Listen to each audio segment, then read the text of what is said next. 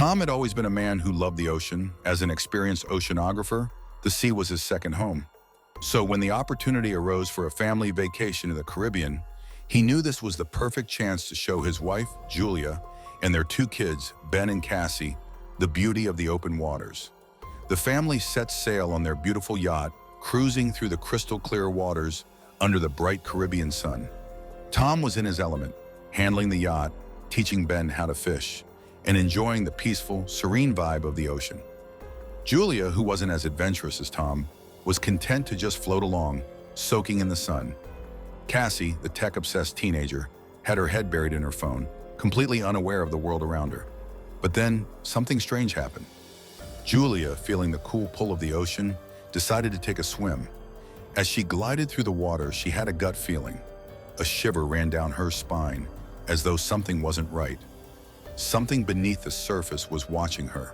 She screamed for help, but no one heard her over the sounds of the waves and wind.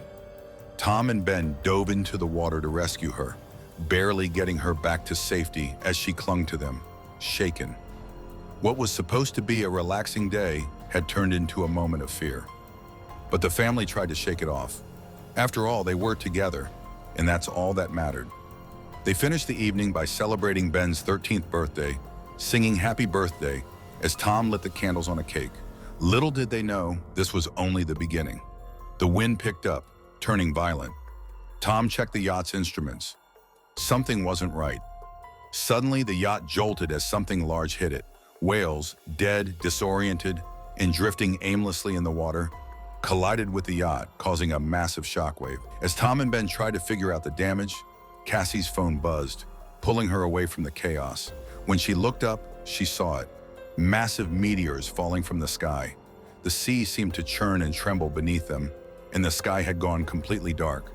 Tom attempted to start the engine, but it sputtered and died. Something was wrong. This wasn't just a storm. This was something far worse.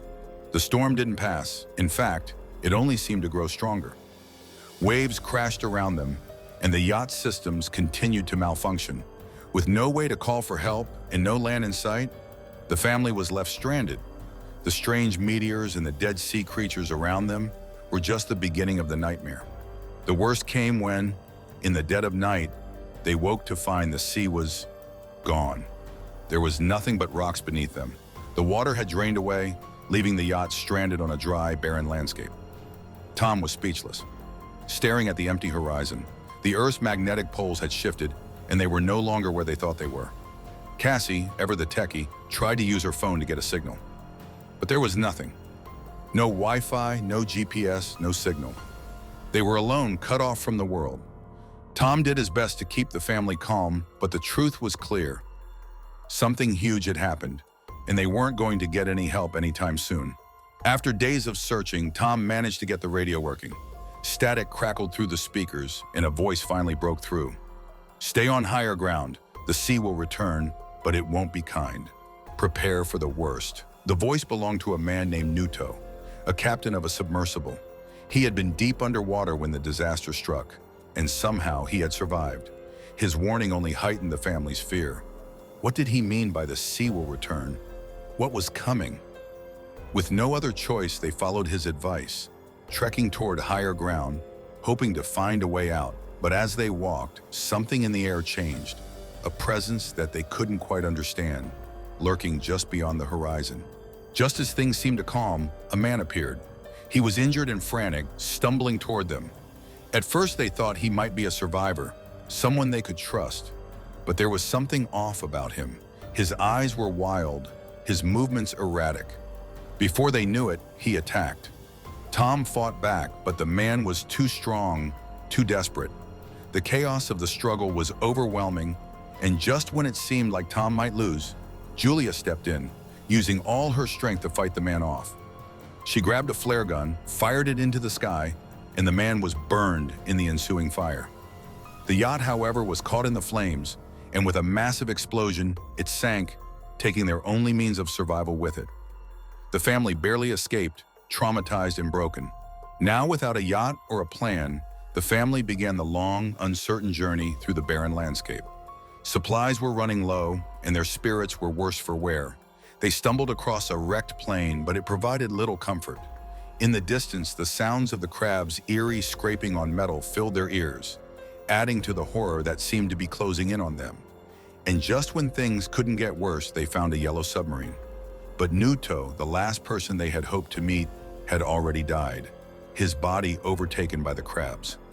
Cassie and Ben climbed aboard the sub, and with a sinking heart, Julia started it up. They were going somewhere, anywhere. But the sea had returned, and with it, the inevitable destruction.